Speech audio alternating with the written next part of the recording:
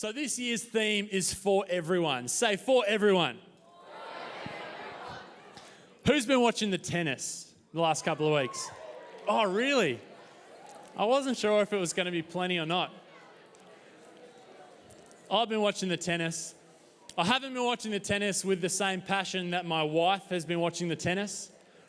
I got home from work the other day and she was asleep on the couch at like 4 p.m. because she'd been staying up and watching those games till like 1 o'clock. But did anyone catch this little moment with, this is the world number 1 tennis player, Rafael Nadal, right? And he was walking through the tunnels around, I guess, Rod Laver Arena. And this security guard, I remind you, working at the tennis, saw the world number 1 tennis player in the tunnels and stopped him at the door. And he said, "Sorry, can I see your security tag?"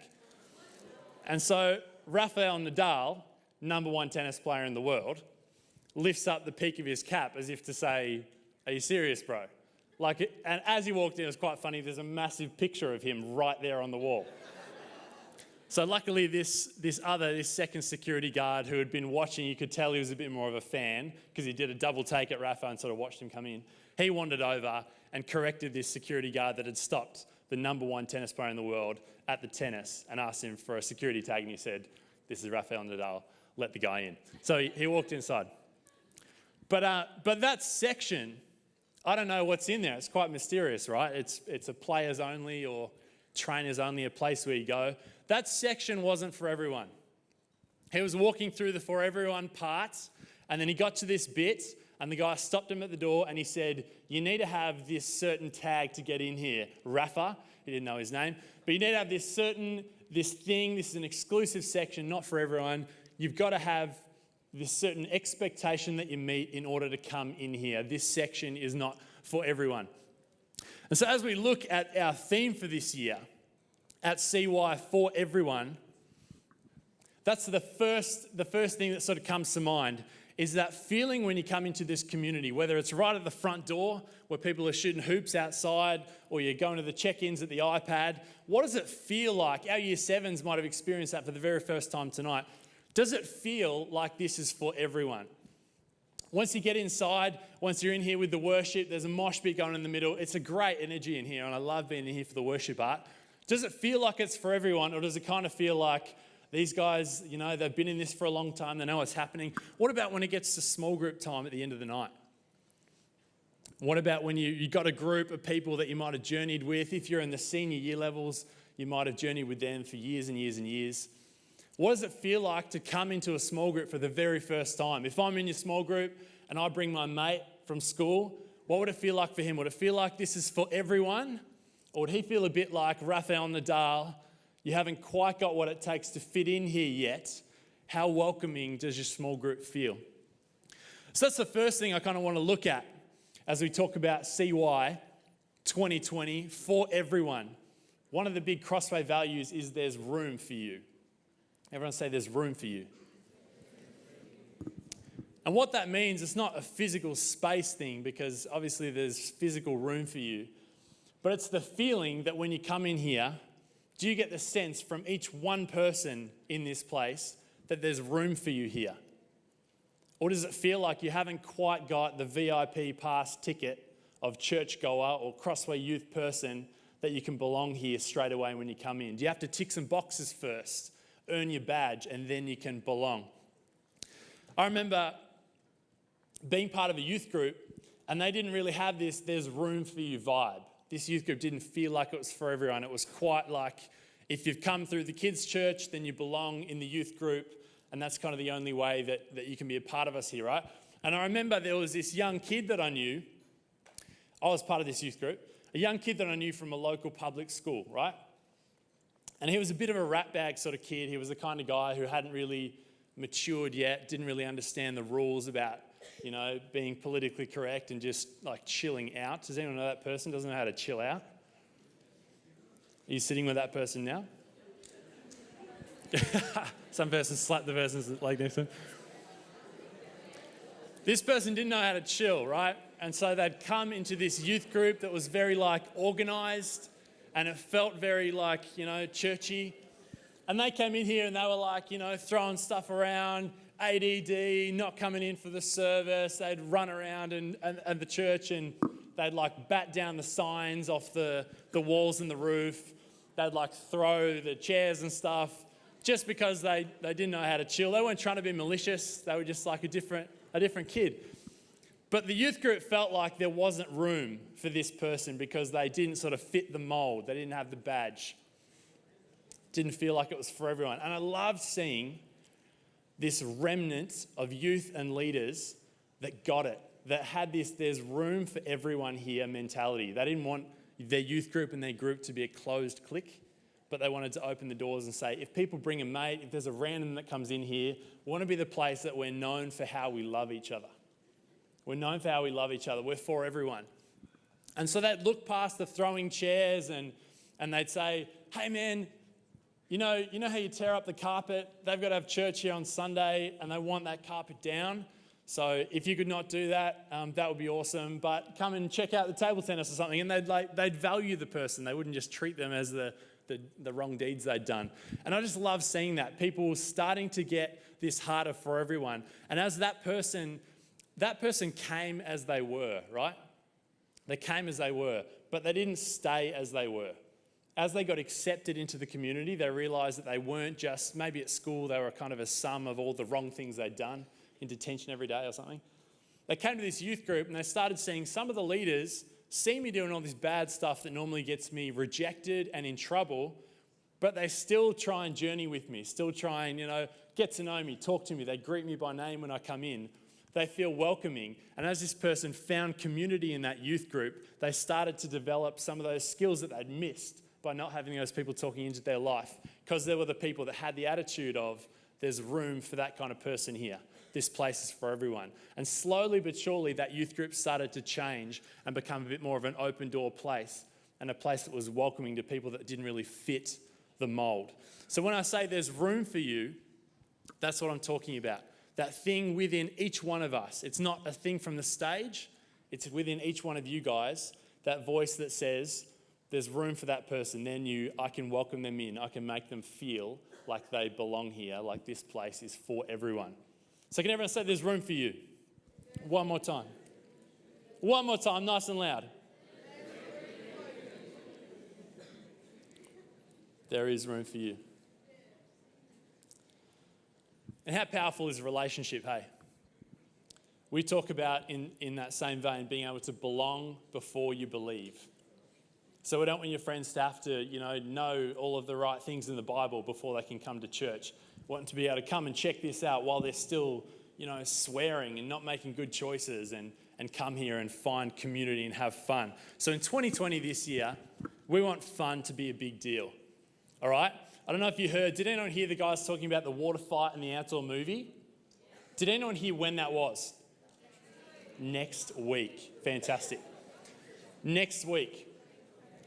So a couple of things that you might notice at CY this year is we want to really value those big events, okay? We've got a big crew here, and I feel like we'd be really missing an opportunity if we didn't value those big events.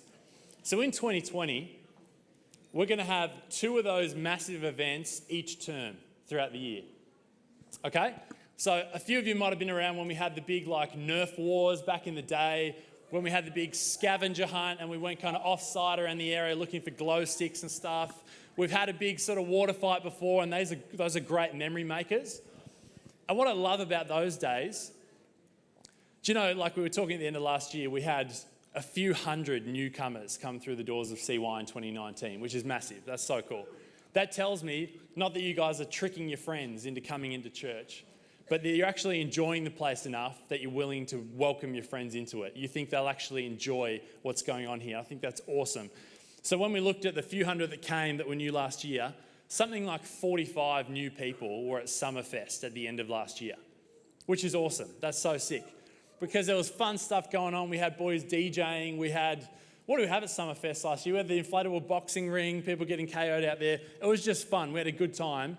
And as a consequence, so many new mates, so many people felt comfortable to introduce a new mate into that environment. So we want to really value that and honour that. So one of the big things in 2020 will be fun. Everyone yell fun. Fun. Great. Look out for a couple of those this year. If you have a mate at school that you're not really sure if they're ready for this zone, but you'd love to welcome them in, look out for those big events. Fun will be happening this year, those all-in nights.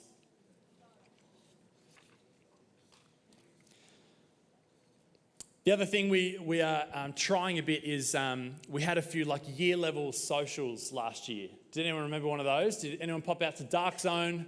There were trivia nights that went on. Hands in the air if you remember one of these. Do you have any memory of what I'm talking about, these year level nights? 2 hands in the air. Yeah, what did you guys do? What'd you do? Karaoke. There was a Whoa. There was a karaoke night. I was so excited that you got that. So twice a term as well, there will be a night that is year level focused. That won't always be off, take off to Dark Zone. That might be a night where you do some more teaching that's pinpointed toward your age and stage. So sometimes the year 7s are sitting in here with the year 12s, and the year 12s are like, man, we got exams coming up at the end of the year in November. I'm feeling a bit of this burden of like my ATAR score and stuff. And the year 7s are like, not feeling that at all, right? Not feeling that at all. So sometimes those nights, it'll just be great to focus in on some teaching right at the age and stage that you're at. So the year level nights will be kind of your year level, doing their own thing that's specifically for you. So twice a term, we'll have a big event. Twice a term, we'll have a year level based event. And our hope is that this for everyone, this there's room for you, DNA, will soak through those nights and you will feel like this place is more of a welcoming community and the kind of place that you can welcome your friends into because you love it. All right? Now the second part of For Everyone this year, this is the Australian Open main stage. This is a very tennis-based topic tonight. Clearly I'm in the tennis zone. But I managed to get along last night. I'm not a millionaire, so I didn't actually go to Rod Laver Arena. I was just one of the dudes that sits out in the outdoor section, right, and watches on the screen. It was real hot, okay? But I got in last night because I love my tennis. And this is the Australian Open main stage, okay? And every night at the Australian Open, they've got like some kind of a singer or someone that performs on this stage. So we went and checked it out last night. And I like the music of the person that played. There was a massive crowd. This photo is of it very empty. Think of it with like heaps and heaps, thousands of people in the room, right? Not in the room, it's outdoors, but in that zone. And I kind of looked out over the crowd. I guess it was one of those gigs or one of those concerts where like the singer didn't really talk at all, so it was just the music. So you kind of could have got the same experience listening to a CD. And I was looking out over this crowd of people that there would have been a couple of thousand there. And the thought came to me, I don't know if it was a Holy Spirit thought or if it was just me musing, but would we be happy if CY had this crowd at CY? A massive crowd, like thousands of people, thousands of bums on seats that would have filled this auditorium, but they were just kind of sitting, watching, listening, spectating, not really engaged. The singer didn't really work hard to get the crowd into it, but it was just a lot of this. A lot of bop the head, people tried the sway, a couple of people getting into it a bit too much. But people pretty disengaged.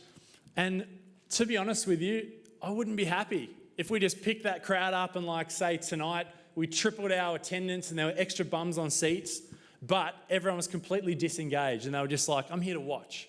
I'm here to take it in. I'll bop my head and then I'll go home completely unchanged. That's not the place that we want to be. So the other part of For Everyone is that everyone gets to play. This is the second and last part of For Everyone for this year. Everyone say, everyone gets to play. So I loved hearing in the baptism service at the end of last year, a couple of the people that got dunked, like Jacob. I remember Jacob's story. I remember we were getting ready for last year's winter camp. And we were like right in the thick of getting ready and people were printing off the name tags for camp and stuff. And Jacob, and I think it was Matt Clayton and a few other people were in the office that week. It was work experience week from memory and those guys were helping out. And it was awesome just to hear in Jacob's testimony when he got baptized. I haven't cleared this with Jacob, but he said it from here, so you've all heard it. He was like, he didn't really know, didn't really have the God thing sort of worked out, didn't really know if he believed it, had a couple of things throughout his childhood, but he kind of came here and he felt out CY and he found a bit of belonging here, and now he's on board and he got dunked at the end of last year. And it was really cool to me. That was the first time that I met him, was when he was on work experience in the office. And so his first experience of CY was the real people, the real relationships, not like the flash of the band, which I love. But if you just come and spectate and don't get into real lasting relationships, then you're not playing, you're not in it. You're just spectating. And so that's a big focus for 2020, is that I'm sure I'm talking to someone here. If you feel like you're just a face in a crowd, you're here with purpose. You're unique. You're purposefully made. God knows you by name. He has a plan for your life. And he wants you to play. He wants you to play. Doesn't want you to spectate. Doesn't want you to watch. Doesn't want you to wash in and out of school. A Christian on the weekend. Maybe not even a Christian on the weekend. Maybe just checking stuff out. Going to school. Doing family life. And head through high school. Whoa, kick the light. He doesn't want you to just spectate here. He wants you to get involved. So this year, that's the other main focus. This place is open arms for everyone, but everyone gets to play. Everyone is part of this. The mission of God is for each one of us. Now, if you feel like a lot of what we say at CY is invite your friends, then I just want to speak into that. It's not because we want bums on seats. The number is not important to us. But the people and the potential with each individual that walks through the door is important to us. Really important to us and important to God.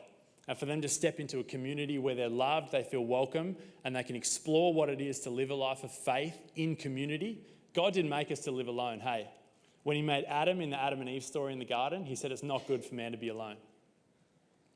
He's made us for community, to explore this faith life together.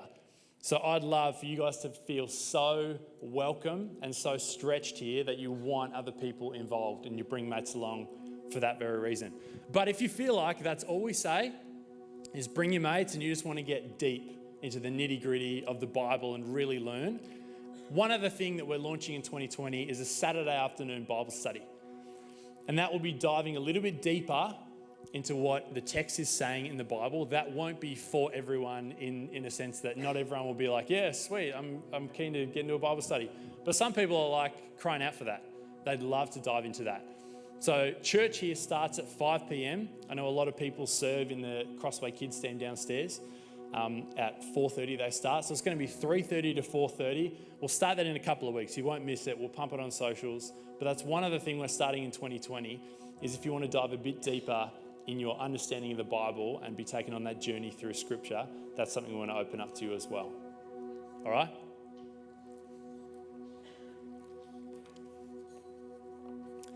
I think the really meaningful stuff that happens at youth and at church happens between us, between the conversations and the relationship. You can have the most life-changing sermon from the stage, the most incredible band doing the most incredible stuff.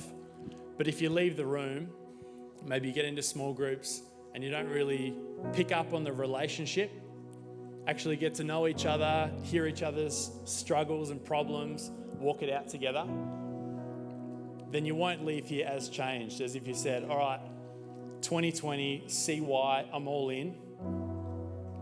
I'm gonna make myself vulnerable. I'm going to start to look out for the people in my small group, the new people coming in, and say, I want this community to feel welcoming.